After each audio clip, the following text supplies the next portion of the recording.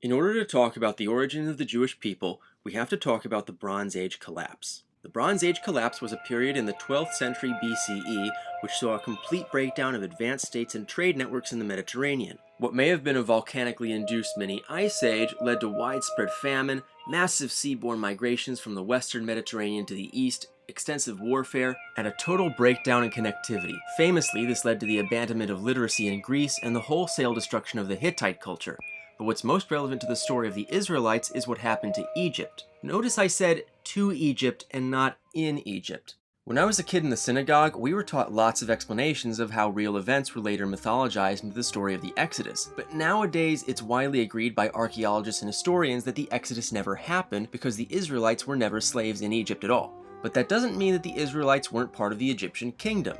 See, the Israelite tribes represented just a handful of polities within the larger Canaanite civilization, which had a common language and a common religion based roughly around a pantheon of 24 to 40 gods. Before the Bronze Age collapse, Canaan, the area comprising today's Israel, Palestinian territories, Lebanon, and parts of Jordan, was actually part of the Egyptian New Kingdom.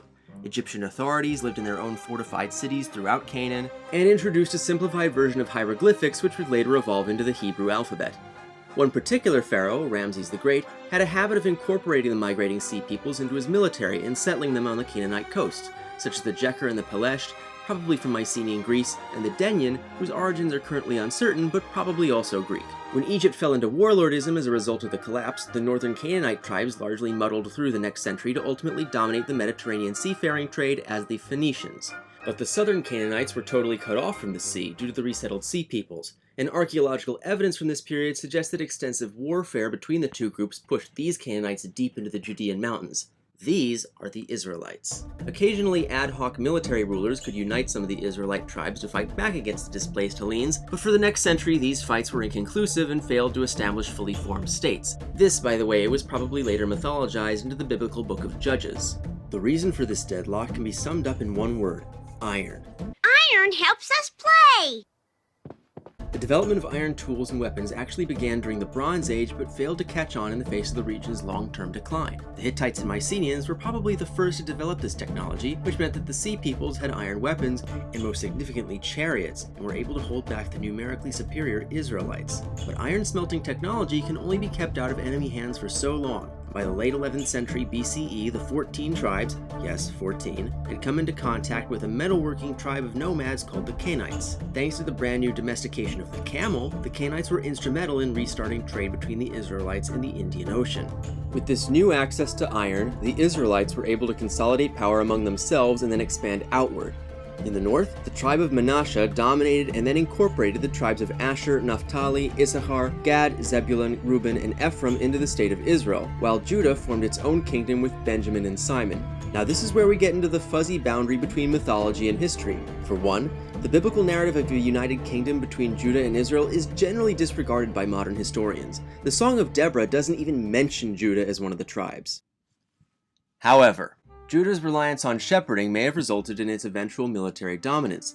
See, shepherds need to constantly keep their flocks safe from predators, and before guns, this meant being able to work portable projectile weapons like slingshots. This was especially true of an era when the Levant was overflowing with large predatory mammals, which may be why Judah's emblem is the lion. So Judah's poverty may have been compensated by a surplus of highly skilled warriors. Throw some fancy new iron weapons into the mix and you have the makings of a full-fledged expansionist kingdom. And with that, let's talk about David. The book of Samuel tells that Judah was first ruled by a king named Saul, who was prone to bouts of madness and was ultimately defeated in a civil war by a humble shepherd and sometime military leader named David, who among other things moved the Jewish capital from Hebron to Jerusalem, established dominion over Judah's neighbors, and founded the first dynasty of Jewish kings. And to this, historians say, maybe? In the pro-David camp, Assyrian, Aramaean, Egyptian, and Moabite inscriptions all begin to show up describing the House of David as a powerful military foe. In the anti-David camp, these inscriptions only appear about a century after David would have died. As a personal counterpoint, 100 years is not a lot of time for history to descend into pure legend, even without written records which are lost today but we know existed at the time and date back at least to the reign of David's grandson Rehoboam. And if I were king, I'd know who my grandparents were. Regardless of the historicity of David and Solomon, the surviving historical record heavily implies that Judah during their alleged reigns enjoyed a golden age of wealth and power fueled by trade and decisive military subjugation.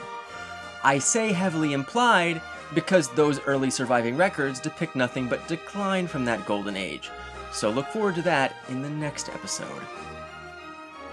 Hey, thanks for checking out my latest video. If you want to help the channel grow, you can always donate on my Patreon page or simply like, share, and subscribe. Music and video credits thanks to Bill Wirtz, Kevin MacLeod, and that King David movie from the 80s that only I remember. Today's background image is an apartment in Old Jaffa, one of the oldest ports in the world. I'll see you next time.